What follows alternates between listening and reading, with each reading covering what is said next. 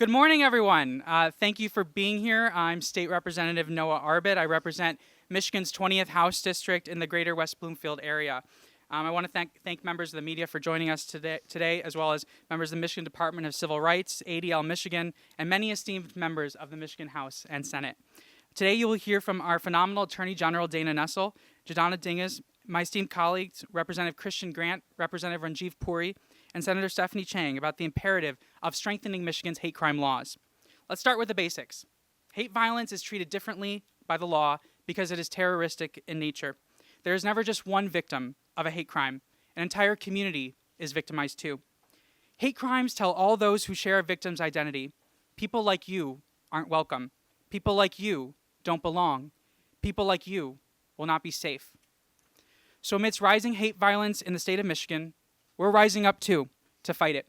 Because no Michigander should ever feel unsafe or threatened because of who they are or the community they belong to. There's a reason that Representative Grant, Representative Puri, and I are leading this legislation.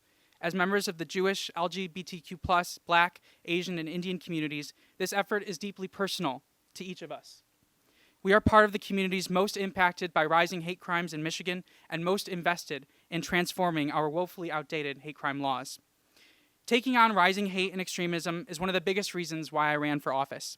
At a very basic, fundamental level, enacting this legislation is why I am here.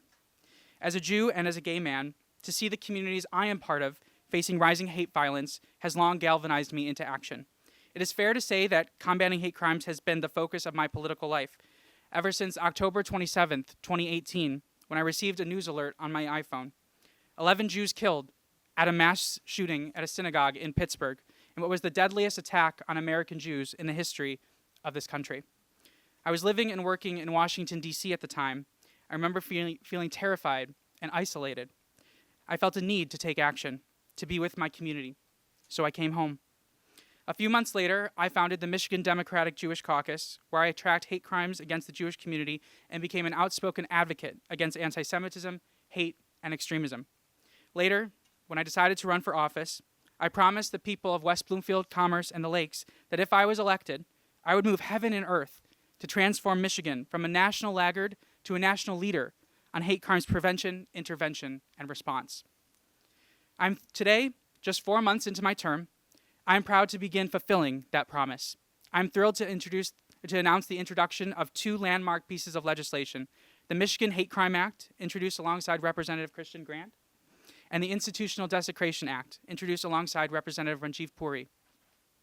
Michigan's current hate crime law, the Ethnic Intimidation Act, was passed in 1988 following the horrific murder of Vincent Chin, but hasn't been amended even once since its passage, 7 years before I was even born.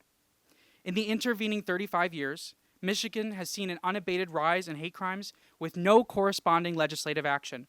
Reported hate crimes and bias incidents in Michigan have increased almost every single year in the past decade, while Michigan's legal architecture remains stuck in 1988. Now is our moment to take action. House Bills 4474 and 4475, the Michigan Hate Crime Act, expand the basis on which hate crimes can be targeted to include several categories missing from current law: sexual orientation, gender identity and expression, physical or mental disability, ethnicity, and age. The Michigan Hate Crime Act also begins to develop a restorative justice approach to hate crimes by providing an alternative to incarceration in certain circumstances. This provision serves as a starting point, with opportunities for further efforts, including anti-bias education.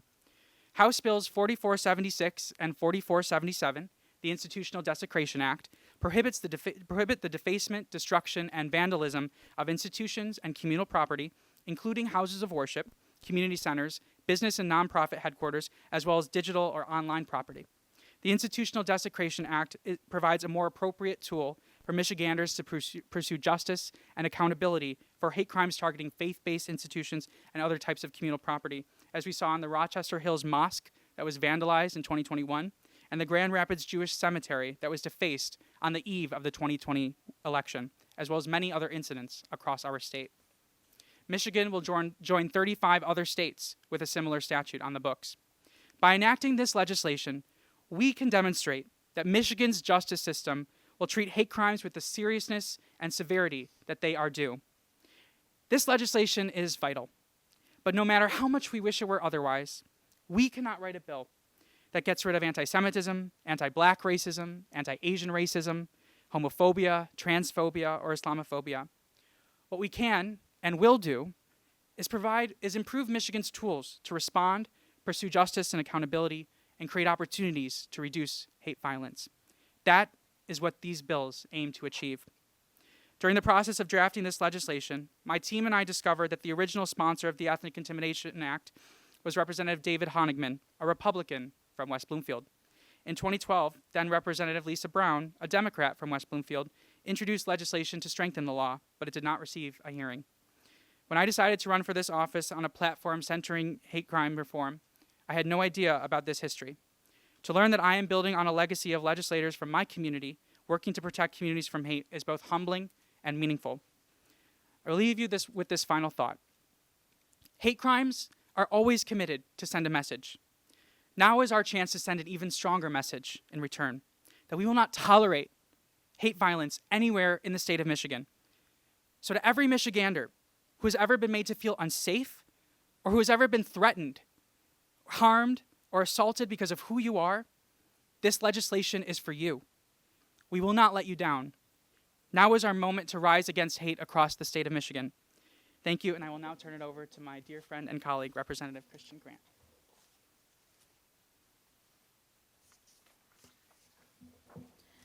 Hello and welcome. I am State Representative Christian Grant from the 82nd District, which is Southeast Grand Rapids. I am extremely proud to be part of legislation that rises against hate crimes in Michigan. This legislation is long past due. For the first time in 35 years, Michigan lawmakers have proposed to update this hate crime legislation, and House Democrats are committed to making Michigan a leader in reducing hate crime violence. The need for this is clear. There has been a rise in hate crimes across the state, specifically in African American communities. I've seen this in Southeast Grand Rapids and Kent County as a whole. It is critical that we take action for West Michigan communities and all Michiganders. This legislation is important to me, obviously as a Black woman, but also as someone who is very close to members of the disabled community. This past fall, my brother, who was in a wheelchair, was assaulted. Weak laws around hate crimes made it difficult for prosecutors to seek justice for my brother. Hate crime victims should not face an atrocity twice. The first time being the actual experience, and the second time when they are forced to fight for the justice that they deserve. I'd like to take a few moments to speak specifically about the Michigan Hate Crime Act portion of this bill package. This bill will update the existing hate crime criminal statute by renaming the crime of ethnic intimidation to hate crime so that sex, sexual orientation, gender identity, age, and mental disability are included. This change will better recognize all individuals who are targeted. We've also tie-barred an amendment to the bill to provide updated sentencing guidelines to the Hate Crime Act. This will enforce the importance and the critical way that these crimes affect communities. This tie-bar will add aggravated felony hate crime and create an option for restorative justice or alternative sentencing. Furthermore, the Hate Crime Act includes updates to sentencing guidelines to acknowledge hate crimes that are committed against individuals who are targeted because they are assumed to be a part of another group. This update, too, can help keep our communities safer. Strengthening our current hate crime laws and sentencing guidelines can serve as deterrents, reducing violence in our communities and beyond. The bottom line is there is a rise of hate crimes across the state and in each of our local communities. This is not about fear-mongering. This is about pursuing justice and accountability for crimes that are serious. This is about creating the legal framework to make sure Michigan residents are not intimidated based on who they are, who they love, or who they worship. This is about giving our justice system the tools they need to prosecute crimes under the correct category so that we have accurate data on hate crimes in the state of Michigan. This is about taking action to reduce violence and reduce hate. It is time to take action. Thank you all for being here, and I am honored to introduce to introduce State Representative Ranjiv Puri.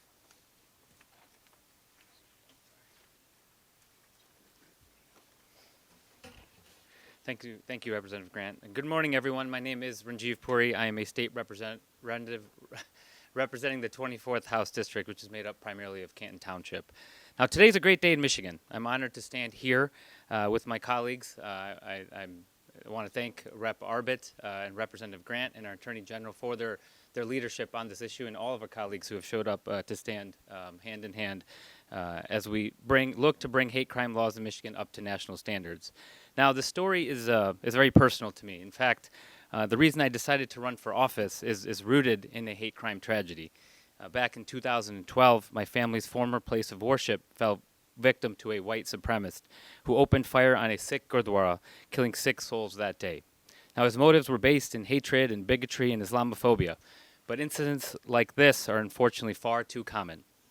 Now, I represent Canton Township, as I mentioned, one of the most vibrant and rapidly diversifying districts in the state. In many ways, I feel like my district can be a beacon for our state, to show that leaning in and appreciating our diversity will continue to strengthen our state and demonstrate that our state's biggest asset is the wonderful people of all backgrounds and beliefs that make up our state. Now, although we don't have the best data, because unfortunately a lot of hate crimes go unreported, we do know that in the years since those incidents and in recent years, we've seen a rise in hate crimes against vulnerable communities. Now, during the onset of COVID, because of the deep politicalization of the virus and the hateful rhetoric that was used by certain elected leaders, our state and our country saw a rise in hate crimes, especially against Chinese Americans and against the broader Asian American diaspora. Now, in some parts of this country, we saw homicides and mass shootings, but in my very own district, my office and I received numerous phone calls from Asian American parents who were unable to send their children back to school when we returned to in-person instruction because of the fear and of threats and violence made against them from their peers. Now, parents unable to send their children to school because of their ethnicity is unacceptable. Religious minorities needing to equip their respective places of worship with security cameras and 24-hour surveillance, or even needing on-site law enforcement, is completely unacceptable. And vulnerable communities not being able to gather in peace without the fear or threat of violence is unacceptable.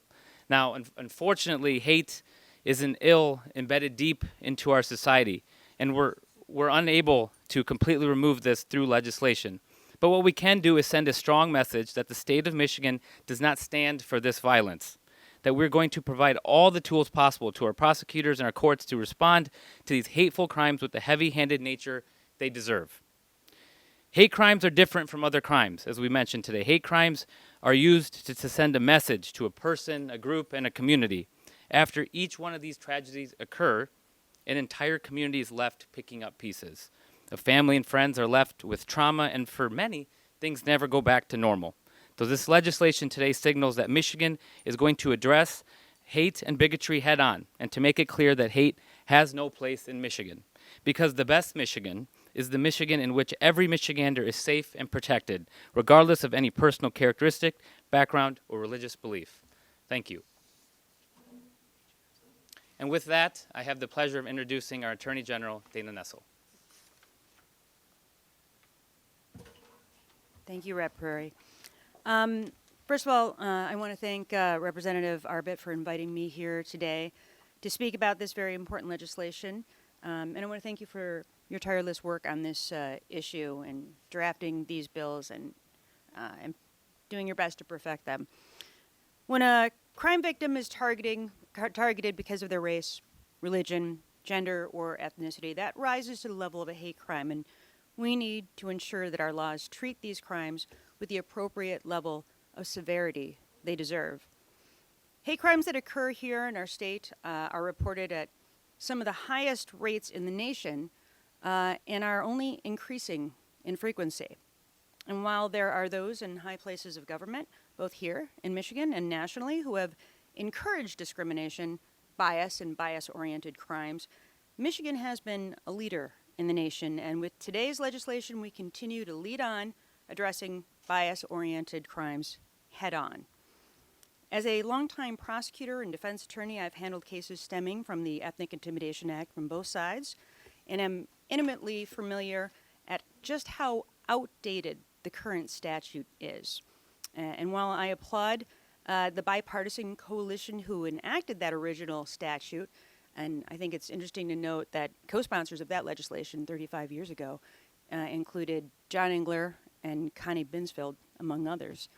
But as the law stands, this law is woefully inadequate to address the rise and escalation of crimes that we're seeing today.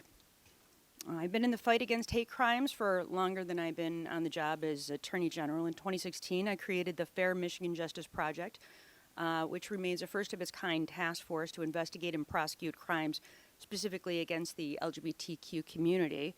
And when I came into the Department of Attorney General, we found that our department didn't even have one investigator or one prosecutor that was assigned specifically to handle hate crimes. So we established the Hate Crimes Unit, that's now the Hate Crimes and Domestic Terrorism Unit, within our criminal division, one of the first of its kind in the nation. And this ensures that the state of Michigan can act in the face of hate and works with both federal and local authorities to ensure that these crimes are investigated thoroughly and prosecuted. And I'm happy to have the head of our Hate Crimes and Domestic Terrorism Unit, LaDonna Logan, here with us today. Would you wave, LaDonna? Okay. She's shy, except for when she's in court. Our unit's taken on some very high-profile cases, including the Wolverine Watchman, the base, and dozens of cases involving threats against elected officials at all levels, Democrats and Republicans alike, throughout the state. Since its inception, our office has received over 125 complaints and has successfully resolved nearly every case that we've brought to court. With that, we know that hate crimes are vastly underreported. It's estimated that only 3 to 10% of hate crimes are ever reported to law enforcement. Now, we don't have the stats yet for 2022, but in 2021, there were over 600 reported incidences, and race was the highest bias category. And that's a 9% increase in just 1 year and a 16% increase in reported hate crimes from 2019. And while the majority of victims are individual minority residents, they are not alone. These laws don't just protect minority groups, they protect anyone who is targeted under any of these subclasses. So actions that target churches or Christians, even though they may be in the majority, they are still protected. All classes of people are protected that are listed in this new legislation. Now, these cases, again, are messaging crimes. They must be answered with a strong message in return. That's one you've heard many times before. Hate has no place in Michigan. And I want residents of our state to know the Department of Attorney General will take very seriously all reports of hate crimes, and we will work our hardest to investigate these crimes and to prosecute them where there is the evidence to do so to the fullest extent of the law. And I appreciate the opportunity to be here today. I appreciate the opportunity to work with all of you, and I look forward to seeing these bills move forward. And I look forward to having one more additional tool that we'll have at our disposal in order to combat these heinous and horrific crimes. So thank you. Thank you, Attorney General. With that, I would like to welcome Ms. Jadana up to share a few words about her story.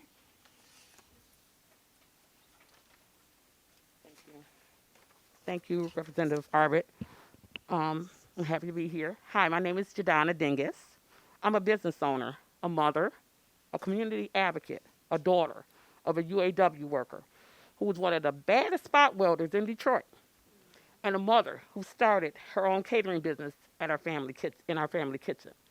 My parents taught me to work hard, stand up for myself, and speak up for those without a voice. I'm a pretty tough person who has never backed down from a challenge. Even with all my black girl magic, I was unprepared to have an evil neighbor hang a Klan flag in his window just 6 feet from my home in 2021, threatening the emotional, physical, and mental safety of myself and my family. I was not prepared to have the Grosse Pointe Park police buy new curtains for him after he begrudgingly took that symbol of hatred down from his dining room window. My soul was crushed when my daughter grew too afraid to be home alone and we were forced to move to another neighborhood. We could not tolerate the hate that lived next door to us. I figured out that the full can of gasoline that was placed in my recycle bin just 30 days prior to the flag going up was likely put there by the same person who used the Klan flag in his window as window dressing. To add insult to injury, we had to stomach a legal system that allowed the racist intimidator to escape prosecution because Michigan's law lacked the power to make him answer for his act of hatred.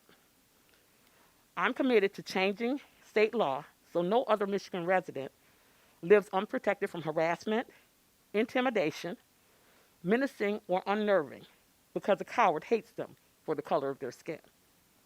I want the same protection for other marginalized groups that have historically suffered from racial hatred, including members of the LGBTQIA+ community, because many of them are Black, like me, and will be targeted because people think it's okay to do so. Thank you.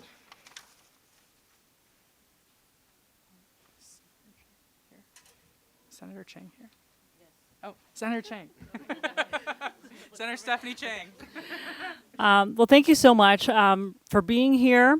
I'm in thinking about Jadana's story and in thinking about so many of the unfortunate stories and tragedies that we have heard over and over again across our state and across our country. It is really time for action to rise against hate. So I want to applaud the leadership of Representative Arbit and everyone here for the Hate Crimes Act and for the work that is before us.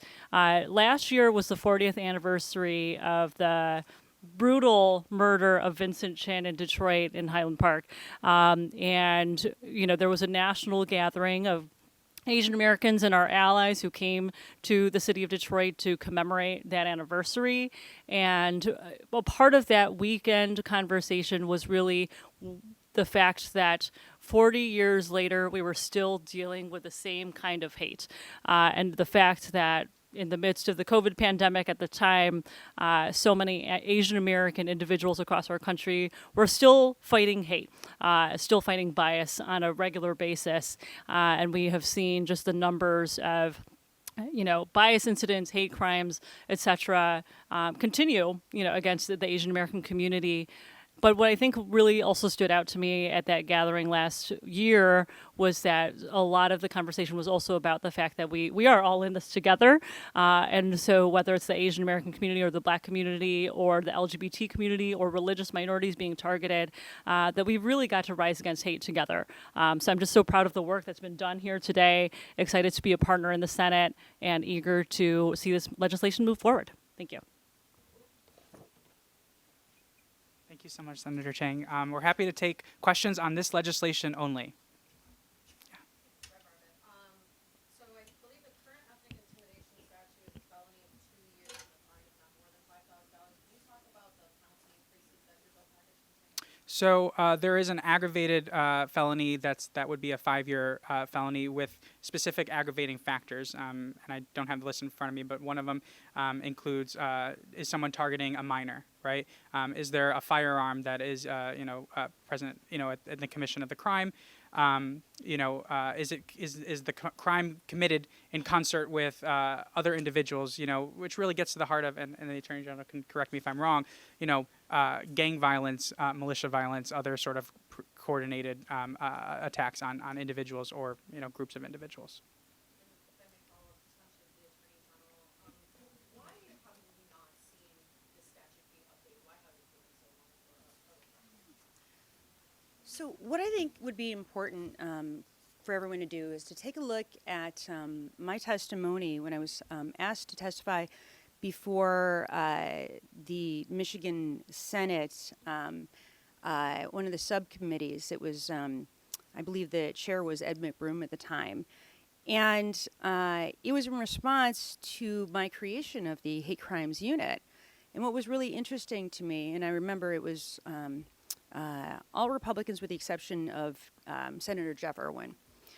And they were really questioning, A, why I would create such a unit to begin with, and two, whether or not the Ethnic Intimidation Act should even remain on the books, which was actually shocking to me. And I really would ask you to review that that testimony. I testified for over an hour, and it was very clear to me then, as it is sometimes now, that there are members of the legislature that don't understand the importance of even the initial legislation, let alone the purported, updated legislation that has been introduced here today. And it was very sad to me because, again, this was a very bipartisan issue. It was initially passed 35 years ago and, successfully prosecuted for many, many years. No successful challenges to it from a constitutional standpoint. And as prosecutors and defense attorneys, we really, you thought about those cases in terms of whether or not the prosecution could prove their case beyond a reasonable doubt, but not in terms of whether we should have that law in the books or not. I think, and I would say that speaking on behalf of the, community of prosecutors, this is an important tool for us to be able to utilize.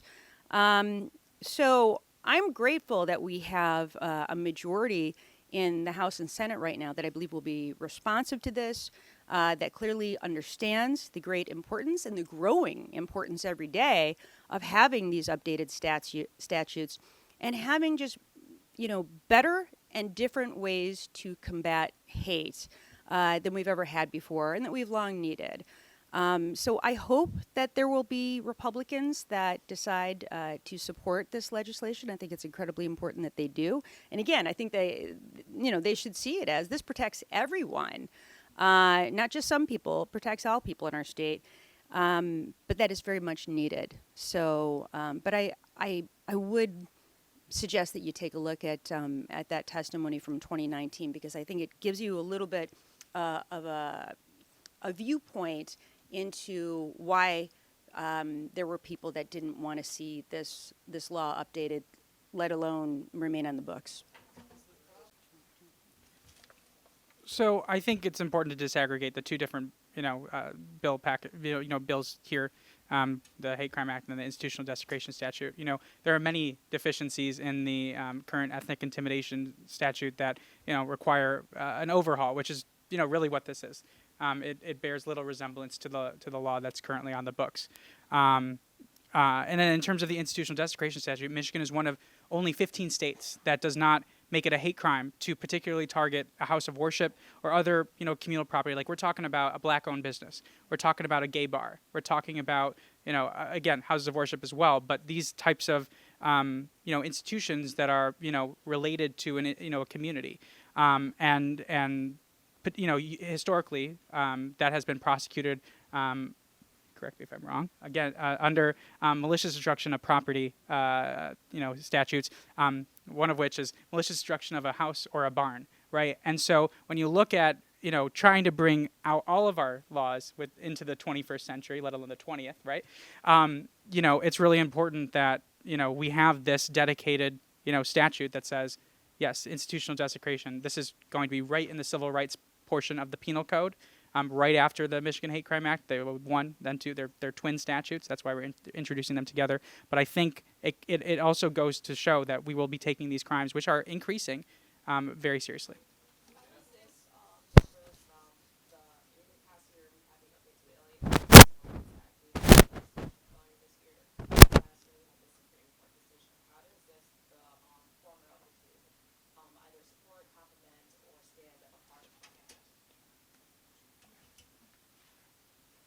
I think that, obviously adding additional classes is important.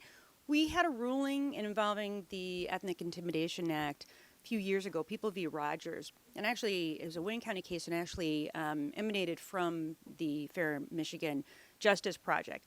But it was a question of whether or not a transgender person, a person who was targeted very clearly in that case based on gender identity, was that or was that not encapsulated within the act because it was not specifically spelled out. And in that case, in Rogers, ultimately the prosecution was successful. They received a Court of Appeals ruling that was never reversed by the Supreme Court that allowed gender identity to be included as one of the subclasses.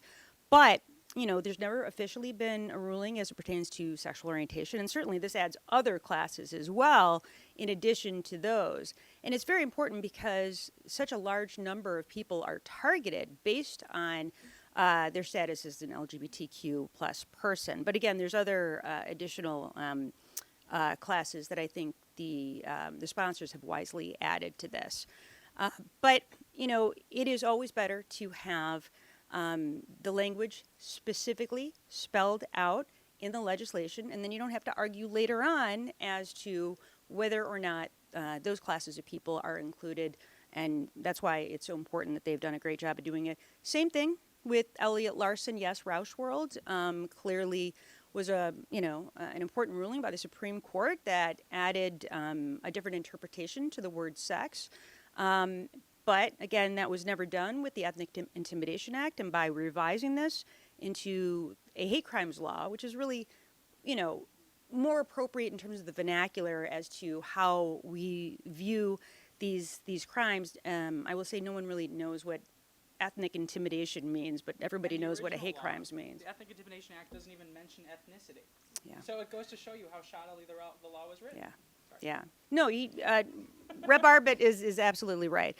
But these crimes, you know, I mean, these laws will address additional classes, and they will do it specifically so you won't have that problem when you go to court and you have to have a judge try to interpret who's included or who's not included. They're spelled out very specifically, and I think that's an incredibly important part of these proposed pieces of legislation. Not to get too far into the weeds here, but I'm curious, at what point does verbal harassment, even discrimination, cross over into hate crimes?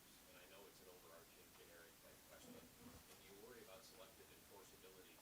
One county prosecutor may look at it differently than another if it goes county level or state level, but I'm curious about whether harassment people see day to day, when does it cross over into a hate crime? Physical threats? Yes, physical threats, absolutely. Obviously, as long as it doesn't cross over into stalking or aggravated stalking, you know, obviously we have the First Amendment. We support the First Amendment, but when they are threats to do harm or violence, it crosses the threshold of what is First Amendment protected activity. And, you know, this has been argued many times successfully, that you cannot use language to threaten to do someone great bodily harm or death or any of those things without it crossing that threshold. So, you know, there's a long line of cases. There's a case right now, actually, that our department filed an amicus on behalf of Counterman v. Colorado, and that has to do with, you know, well, more than anything, it has to do with the whether it's an objective standard or a subjective standard, but it has to do with similar topics to what you discussed. So those are issues that are being evaluated by the United States Supreme Court. But our courts here in Michigan have always upheld laws that curtail one's ability to use speech in order to physically threaten people. And the same way that you can't, you know, shout fire in a crowded theater, you can't threaten to kill people and be immune from any consequences.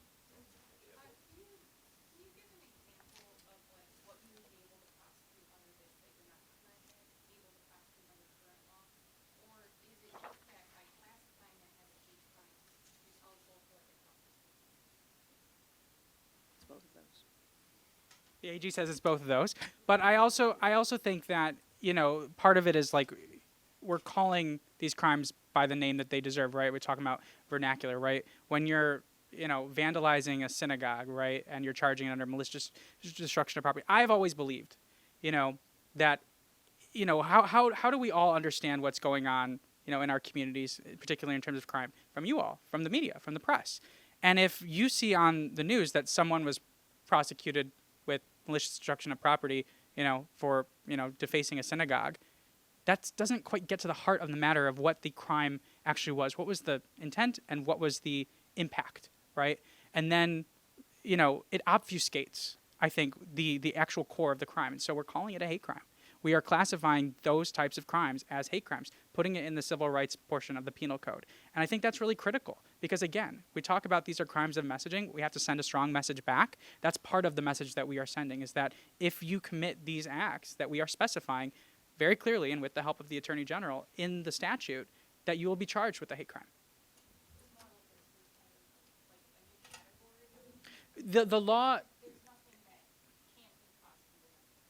right? It is a very similar it is a similar in language to the Desecration Act in particular, is similar to the malicious destruction of property. But I think the AG makes an excellent point, and I'm not a prosecutor, and I'm not even an attorney, but when you go to court and you have to prove that a crime of bias has been committed, which the threshold is very high, and that's it's very difficult, but it's really important that we are classifying that these crimes, according to what actually was committed, and so that's why it's really important that we have this desecration statute. Again, we are very much specifying in great detail what constitutes the criminal action, the underlying action, and also the scope of places and types of entities that can be targeted in this way, therefore liable to be prosecuted as a hate crime. Yes, please. First of all, there are additional categories that have been added besides, of course, sexual orientation, gender identity, or expression. Physical or mental disability, that wasn't included before. Age wasn't included before. Association or affiliation with an individual or group with any of the outlined characteristics covered by the proposed legislation. So that's all new. And remember, it elevates, as Rep. Arbit has indicated, it elevates what's sometimes only considered to be a 93-day misdemeanor to minimally a 2-year either low severity felony, high severity misdemeanor, depending on what purposes it's for. And what that means is this. First of all, it's taken much more seriously. The amount of time, it's not just the amount of time a person can receive, it's the amount of probation. You go from just a maximum of 2 years of probation as a misdemeanor to 5 years of probation. So that's a lot of additional oversight by a court if they have somebody that they're concerned about. And also by specifying that this is a hate crime versus, again, just destruction of property, which couldn't occur in a myriad of circumstances, I think it's going to allow the courts to better assess what kind of treatment a person requires for their probation. So, for instance, when you have an, operating under the influence, many courts make you go to a program that was designed by Mothers Against Drunk Driving that specifically addresses that. If you have somebody who's convicted of domestic violence, they have batterers counseling. And so it's very specific counseling that's directed towards your behavior that caused you to engage in criminal activity. My hope, and we don't have this right now, candidly, but my hope is that in the future that there will be programming so that while a person is on probation, they are directed to attend programming that specifically pertains to hate crimes and not just destruction of property, which can be anything, right, for any reason. So I think it's really important for that reason. It's important that we engage in a conversation, and the courts do this as well, as to how we are going to de-radicalize people. And I think it's important to note that many of the people who engage in these activities, this is not hate that they learned at home from their parents or their family oftentimes. Many times they've been radicalized online. And my hope is that, and I would love, I'm looking forward to working with the courts around the state on identifying programming that can be utilized for people who have committed these crimes, because of course we want this to serve not just as putatively as punishment for having committed the crimes, but as a deterrent for future crimes. And the best way to deter future crimes is to de-radicalize a person and frankly make them understand that their hatred against a particular group of people is misdirected and wrong. Last question.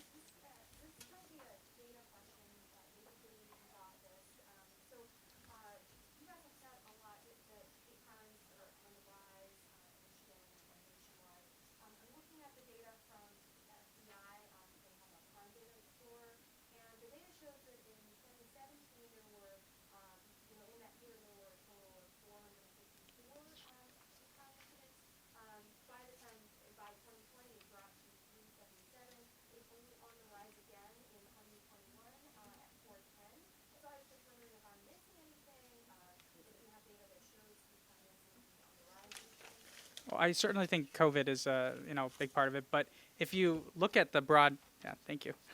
Yep, this is what we prepared. You look at for the past 10 years: 2012, 450; 2013, 480; 2014, 532; 2015, 495, dipped a little bit; 2016, 583, massive spike; 2017, 605; 2018, 617; 2019, 630; 2020, 673; 2021, 621, a little dip. This is from the Michigan State Police. That was the data that we have here. But I think it's really critical to look at the broad scope, not just year over year, to see a trend, right? We have to look at long term, right?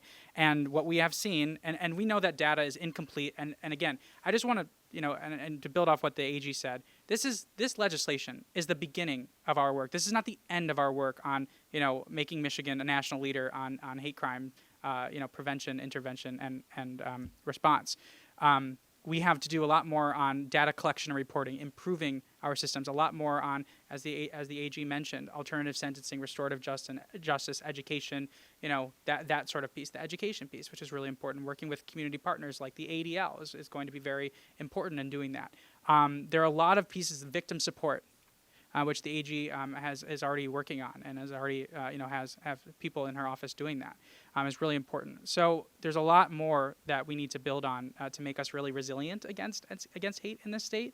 But that's the work that I'm here to do, that I'm interested to do, that I know my colleagues are here to do, and we're excited to do it. So. Well, the conversations are ongoing. We look forward to our committee hearing, which we anticipate that these bills will go to the Criminal Justice Committee. And I welcome bipartisan support, and we'll move heaven and earth to make sure that happens. I just wanted to thank you all for being here. I wanted to thank Representative Grant and Representative Puri for stepping up to lead on this vital legislation. I also want to thank our extraordinary, path-breaking Attorney General Dana Nessel, who has devoted her career to fighting hate and discrimination. And AG Nessel's expertise and experience has been invaluable in crafting this legislation, and it would not be here without her and her amazing team. So thank you so much. And finally, I'd like to thank my legislative director, Joanne Wisely, for her intrepid work on this bill and supporting me every step of the way. So thank you all so much, and appreciate you being here.